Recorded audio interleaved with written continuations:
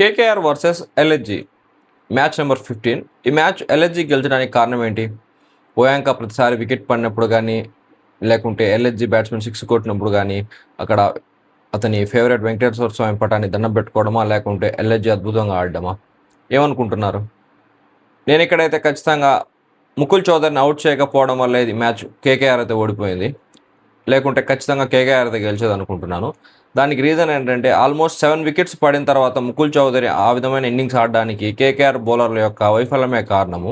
ఖచ్చితంగా వాళ్ళ బౌలర్లు వికెట్ తీయలేకపోవడం వల్ల ఈ మ్యాచ్ అయితే ఓడిపోయారు. ఈజీగా 30 రన్స్ కానీ 25 రన్స్ కానీ తేడాతో అయితే ఖచ్చితంగా కేకేఆర్ ఫస్ట్ మ్యాచ్ గెలిచేవాళ్ళు ఈ ఐపీఎల్లో. ఇప్పటివరకు వాళ్ళైతే బోనీ కొట్టలేకున్నారు. ఒక పాయింట్ అయితే వచ్చింది, కానీ ఆ పాయింట్ వచ్చేసి వర్షం కారణంగా వచ్చింది. సో ఇక్కడ ఈజీగా గెలిచే మ్యాచ్ని అయితే కేకేఆర్ చేతలారా పోగొట్టుకున్నారు ఒక వికెట్ తీయలేక. ఎలా ఉందంటే వరల్డ్ కప్ 2023లో వచ్చేసి ఓడిఐ వరల్డ్ కప్, అక్కడ మ్యాక్స్వెల్ని అవుట్ చేయలేక ఆఫ్ఘనిస్తాన్ అయితే ఓడిపోతుంది. 200 చేస్తాడు మ్యాక్స్వెల్. సో ఆ విధంగానే ఇక్కడైతే ఈ మ్యాచ్ని చూడొచ్చు. ఎందుకంటే ముకుల్ చౌదరి అంత పెద్ద ఇన్నింగ్స్ ఆడడానికి కారణం వాళ్ళ బౌలర్సే. ముఖ్యంగా వాళ్ళు వేసిన లూజ్ బాల్స్ కానీ ప్రతి ఒక్క షాట్ కూడా చాలా అద్భుతంగా అయితే అతను కొట్టాడు. ఇక్కడ 6 బాళ్ళకు 6 బాల్ ఫుల్ టాస్లు వేసినా కానీ వికెట్ అయితే ఖచ్చితంగా వస్తుంది, కానీ అది కూడా చేయలేకపోయారు. వికెట్ తీయడానికి అంత కష్టపడ్డ కేకేఆర్ ఈ సీజన్లో ఖచ్చితంగా టాప్ 2 చూసుకుంటే ఖచ్చితంగా బాటంలోనే ఉంటుంది. క్వాలిఫై కాదు కదా, ఆఖరికి 6th 7th ప్లేస్లో కూడా వచ్చే ఛాన్స్ అయితే లేదు. అంత అధ్వానంగా ఉంది వీళ్ళ పర్ఫార్మెన్స్ చూసుకుంటే. ఒకసారి మ్యాచ్ గురించి చూసుకుంటే ఈ మ్యాచ్ వచ్చేసి కోల్కతా ఈడెన్ గార్డెన్స్లో జరిగింది. ఇక్కడ వచ్చేసి ఫీల్డింగ్ తీసుకుంది టాస్ గెలిచిన టీం లక్నో అయితే. సో దానికి తగ్గట్టు వాళ్ళైతే మంచి ఫీల్డింగ్ కానీ తర్వాత బౌలింగ్ కానీ చేశారు. ముఖ్యంగా వచ్చేసి ఒక క్యాచ్ అయితే కాంట్రవర్సీ అవుతుంది. స్టార్టింగ్లో వచ్చేసి కేకేఆర్ ఆడుతున్నప్పుడు ఓపెనర్ అయినటువంటి ఫినాలను కొట్టిన ఒక క్యాచ్ని అయితే దిగ్వేష్ రాతి క్యాచ్ తీసుకున్నాడు. అక్కడ వచ్చేసి 6 లైన్ మీద కుషన్ మీద అయితే కాల్ పెట్టాడు. ఆల్మోస్ట్ అక్కడ అయితే మనకు విజువల్లో కనిపిస్తుంది, కానీ థర్డ్ ఎంపైర్ అయితే దాన్ని అయితే అవుట్ ఇచ్చాడు. ఇక్కడ థర్డ్ టైం ఇలా జరగడం. ఫస్ట్ వచ్చేసి క్లాసన్ బెంగళూరుతో జరిగిన మ్యాచ్లో, తర్వాత వచ్చేసి ఇషాన్ కిషన్, ఇప్పుడు వచ్చేసి ఇతను. సో ఇక్కడ కెమెరామెన్స్ గ్రౌండ్స్లో ఉండే అక్కడ గ్యాలరీలో ఉండే అమ్మాయిల్ని కానీ లేదంటే ఏవైనా 6 అక్కడ రూఫ్ని హిట్ చేసినప్పుడు కానీ అంత అద్భుతంగా చూపిస్తారు కదా, ఇక్కడ ఎందుకు ఇంత పూర్ ఫీల్డింగ్ చూపిస్తున్నారు? ఈవెన్ షమీ పట్టిన క్యాచ్ రహానేది చాలా అధ్వానంగా చూపించాడు. అక్కడ వచ్చేసి నిజంగా యాంగిల్ ఏం అర్థం కావడం లేదు. ఒక్క యాంగిల్లో మాత్రమే చేతులు ఇలా అన్నట్టయితే అనిపిస్తుంది. ప్రతి యాంగిల్లో కూడా బ్లర్. మన ఈవెన్ 20,000 30,000 ఫోన్స్ కూడా అంత గలీజ్గా అయితే మనకు పిక్చర్ని ఇవ్వవు. వాళ్ళు లక్షలు పెట్టి కెమెరాలు వాడుతుంటారు, అది కూడా మొత్తం వచ్చేసి అన్ని యాంగిల్స్లో కెమెరాలు అయితే ఫిక్స్ చేసి ఉంటారు, కానీ అంత అధ్వానమైన విజువల్స్ అయితే మనకు చూపిస్తున్నారు. ఎవరైనా మ్యాచ్ చూసింటే చెప్పండి మీకు ఎలా అనిపించిందో. నాకైతే వరస్ట్ అనిపించింది. ఎన్ని కోట్లు పెట్టి ఎంత పెద్ద ఆటగాళ్ళు తీసుకున్నా కానీ సరైన కెమెరా యాంగిల్స్ కానీ తర్వాత విజువల్ సరిగా లేకుంటే ఎందుకు వేస్ట్ అక్కడ. ఈవెన్ చేతిని ఇలా అంటున్నప్పుడు బాల్ అండర్నీత్ అంటున్నారు, కానీ అక్కడ 2 కరెక్ట్గా కనిపించడం లేదు. నేనైతే చాలా డిసప్పాయింట్ అయిపోయాను ఈ ఐపీఎల్ యొక్క ఇలాంటి సిచ్యువేషన్ వల్ల. 3 సార్లు ఒక ఐపీఎల్ ఇలా జరగడం, ఇంకా చాలాసార్లు అయితే జరిగే ఛాన్స్ ఉంది. ఈవెన్ ఇలాంటి క్యాచ్ దాన్ని ఒక 5 మినిట్స్ అలా చూసిన ఇబ్బంది లేదు, ఒకవేళ మనకి పూర్తి అవగాహన లేకుంటే. వైడ్ బాల్ని వచ్చేసి 3 మినిట్స్ 2.5 మినిట్స్ చూస్తారు ఒక రన్ కోసము, కానీ ఇక్కడ చూసుకుంటే ఒక మనిషి అవుట్ అవుతున్నాడంటే ఒక బ్యాట్స్మెన్ టీంకి ఖచ్చితంగా ఇబ్బంది అయితే పడుతుంది. అటువంటి టైంలో అసలు కేర్లెస్నెస్ అయితే చేస్తున్నారు. ఇక్కడ బెనిఫిట్ ఆఫ్ ది డౌట్ కూడా బ్యాట్స్మెన్కే ఇక్కడైతే ఫేవర్ చేయాలి, కానీ వికెట్లు ఇస్తున్నారు. సో ఇదైతే చండాలంగా ఉంది ఇక్కడ ఐపీఎల్లో మొత్తం చూసుకుంటే. ఈ సీజన్లో టాస్ ఓడిపోయి బ్యాటింగ్ వచ్చిన రహానే వచ్చేసి 41 రన్స్ అయితే కొట్టాడు, మంచిగానే ఆడాడు, కానీ ఇక్కడ వచ్చేసి పెద్దగా ఎక్సలరేట్ చేయలేకపోయాడు. ఎక్సలరేట్ చేసే టైంలో వచ్చేసి వికెట్ పడింది. స్టార్టింగ్లో ఫినాలను వచ్చేసి అవుట్ అయిన తర్వాత నెక్స్ట్ వచ్చినటువంటి రఘువంశీతో కలిసి మంచి పార్ట్నర్షిప్ని అయితే నెలకొల్పాడు రహానే. వీళ్ళిద్దరూ కలిసి ఆల్మోస్ట్ 11 ఓవర్స్ దాకా వచ్చారు. తర్వాత అయితే దిగ్వేష్ రాతి బౌలింగ్లో అవుట్ అయిపోయాడు రహానే. నెక్స్ట్ 4 ఓవర్స్ వద్ద ఫినాల్ అవుట్ అయిన తర్వాత క్రీస్లోకి వచ్చిన రఘువంశీ అయితే ఫస్ట్లో మంచిగానే ఆడాడు, కానీ తర్వాత అయితే టెస్ట్ బ్యాటింగ్ చేశాడు. వీళ్ళిద్దరూ కొంచెం స్ట్రైక్ రేట్ మంచిగా మెయింటైన్ చేసింటే ఈజీగా ఈ మ్యాచ్లో ఖచ్చితంగా 200 అవతల ఉండేది కేకేఆర్ స్కోరు. కానీ వీళ్ళైతే ముఖ్యంగా రఘువంశీ చాలా వరస్ట్ ఇన్నింగ్ ఆడాడు. ఈవెన్ అతను అవుట్ అయ్యే విధానం కూడా చూసుకుంటే ఇంకా ఎందుకులే పోదామన్నట్టయితే షార్ట్ అవుట్ అయ్యాడు, అది కూడా కేర్లెస్గా ఆడాడు. సో అతను 2 ఇన్నింగ్స్లో హాఫ్ సెంచరీలు అయితే చేశాడు, అద్భుతంగా చేశాడు. 29 బాల్స్లో ఆడాడు.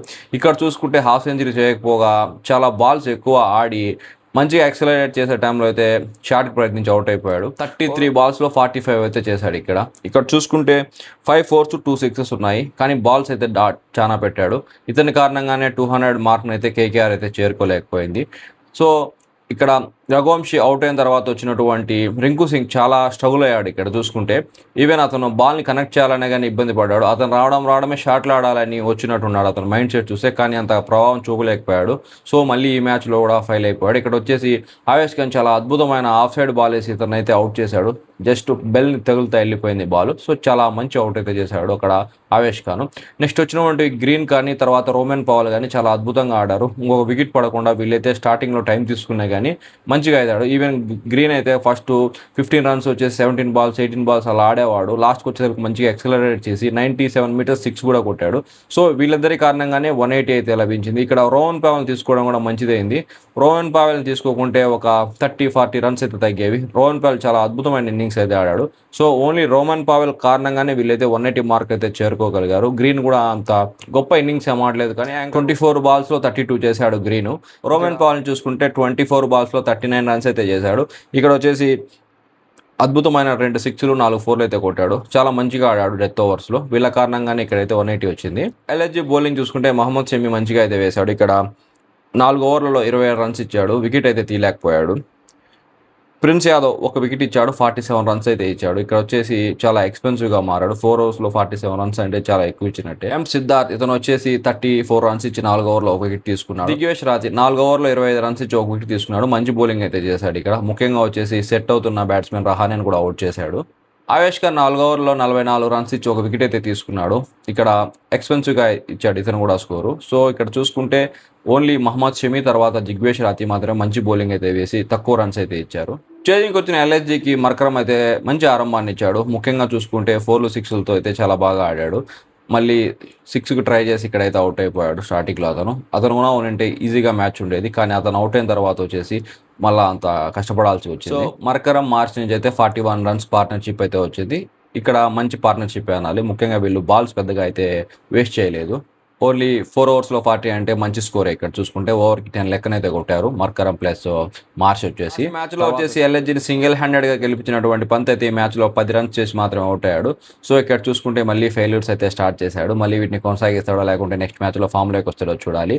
తర్వాత వచ్చినటువంటి బదోని చాలా అద్భుతమైన ఇన్నింగ్స్ అయితే ఆడాడు. నేను అనుకున్నాను ఇక్కడ వచ్చేసి బిర్చ్కిన్ అయితే ఇంపాక్ట్ ప్లేయర్గా తీసుకొస్తారని, ఎందుకంటే వాళ్ళకు ఛాన్స్ ఉంది. అక్కడ 3 ఫారినర్ ప్లేయర్స్తోనే వాళ్ళు ఆడారు, కానీ ఇక్కడ మళ్ళీ బదోనినే నమ్మారు. యాజ్ యూజువల్గా వాళ్ళు ఎవ్రీ టైం కూడా బదోని మీద అయితే ట్రస్ట్ పెడుతుంటారు.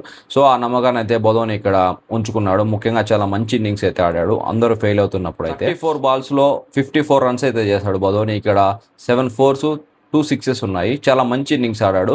ముఖ్యంగా వాళ్ళ టాప్ ఆర్డర్ అందరూ ఫెయిల్ అవుతున్నప్పుడు మిడిల్ ఆర్డర్లో ఇంత మంచి ఇన్నింగ్స్ రావడం వల్లనే వాళ్ళైతే ఒక మొమెంటంని అయితే క్యారీ చేశారు. తర్వాత వచ్చినటువంటి పురాణ్ కానీ సమద్ కానీ ఈవెన్ డబుల్ డిజిట్ కూడా చేయలేకపోయారు. ముఖ్యంగా పురాణ్ చాలా లాస్ట్లో వస్తున్నాడు. ఇక్కడ రావడం అంటే కొంచెం కష్టమే అతనికి. పంత్ అవుట్ అయిన తర్వాత అయినా కానీ పురాణ్ వస్తే బాగుంటుంది. ఎందుకో వీళ్ళు చాలా అధ్వానంగా అయితే ఇక్కడ సెలెక్షన్ చేస్తున్నారు. ఇతన్ని ఇంత లాంగ్లో పంపించడం వల్ల అయితే వాళ్ళు గెలిచలేరు. 15.6 ఓవర్స్ దగ్గర అయితే షమి అవుట్ అయ్యాడు. అప్పటికి వచ్చేసి వాళ్ళ స్కోర్ 128. 4 ఓవర్స్ ఉన్నాయి. అక్కడ వచ్చేసి 54 రన్స్ అయితే కావాలి. ఇక్కడ చూసుకుంటే ఖచ్చితంగా ఎల్ఎస్జీ అంత టార్గెట్ అయితే చేయలేదనిపించింది, కానీ అక్కడ ఉన్నటువంటి ముకుల్ చౌదరి అయితే దీన్ని అయితే సాధ్యం చేశాడు. ముఖ్యంగా అద్భుతమైన 6లతో అయితే విరుచుకుపడ్డాడు. ఓవర్లో వచ్చేసి ఈవెన్ ఒక 6 2 4 అలా కొడుతూ వచ్చి టార్గెట్ అయితే చాలా చిన్నది చేశాడు. లాస్ట్కి వచ్చేసరికి 2 బాల్లో 7 రన్స్ కావాల్సినప్పుడు 5వ బాల్ వచ్చేసి 6 కొట్టాడు. 6వ బాల్ వచ్చేసి బైస్ రూపంలో అయితే వచ్చారు. ఇక్కడ మళ్ళీ కీపర్ కొంచెం ట్రై చేసింటే ఖచ్చితంగా అవుట్ చేసింటే మ్యాచ్ అయితే టై అయ్యేది, కానీ అది జరగలేదు. రన్అట్ చేయడంలో కీపర్ అయితే ఫెయిల్ అయ్యాడు. రన్అట్ చేసింటే మ్యాచ్ టై అయ్యి సూపర్ ఓవర్ దాకా వెళ్ళేది. మళ్ళీ మనం అయితే మంచి ఎంటర్టైన్మెంట్ చూసేవాళ్ళము. 2 టీంలు సూపర్ ఓవర్స్ ఆడుతున్నప్పుడు అయితే జరగలేదు. ఇక్కడ ఓవరాల్గా చూసుకుంటే 4 ఓవర్లో 54 రన్స్ కొట్టాలన్నప్పుడు వికెట్ తీయలేకపోవడం వల్లనే ఇక్కడ కేకేఆర్ అయితే ఓడిపోయింది. ముఖ్యంగా వాళ్ళ బౌలర్స్ చాలా వరకు ఇక్కడ వికెట్ తీయడానికి కూడా ట్రై చేయలేదు. ఓవరాల్గా చూసుకుంటే మంచి మ్యాచ్. ఇక్కడ గెలుపోవడంలో పక్కన పెడితే లాస్ట్ ఓవర్ వరకు మ్యాచ్ రావడం అంటే చాలా ఇంట్రెస్టింగ్గా జరిగినట్టు. ఇక్కడ వచ్చేసి గోయంకా కూడా ఫుల్ ఖుషి అయ్యాడు. ఇక్కడ లాస్ట్ మ్యాచ్లో పంత్ గెలిపించాడు. ఇప్పుడు వచ్చేసి ఇక్కడ ముకుల్ చౌదరి గెలిపించాడు. ఈవెన్ లాస్ట్ బాల్ సింగిల్ తీసి విన్ చేసిన తర్వాత అయితే అతను చాలా హ్యాపీగా కనిపించాడు. సో ఇక్కడైతే పంత్కి ఎటువంటి వార్నింగ్లు అయితే ఉండవు, ఈవెన్ అతను తక్కువ స్కోర్ చేసినా కానీ. సో ఈ మ్యాచ్ చాలా ఇంట్రెస్టింగ్గా జరగడానికి కారణం ఏంటంటే ముకుల్ చౌదరి. ఇతను లేకుంటే మ్యాచ్ చాలా సప్పగా సాగిపోయేది. ముఖ్యంగా 140 లోపలే వాళ్ళు అయితే ఆల్అౌట్ అయిపోయారు. సో ఈ మ్యాచ్ చూస్తున్నప్పుడు మీకేమనిపించింది? ఎల్ఎస్జీ గెలుస్తుంది అనిపిస్తుందా లేకుంటే కేకేఆర్ గెలుస్తుంది అనిపించిందా? కామెంట్ చేయండి. Thanks for watching this video.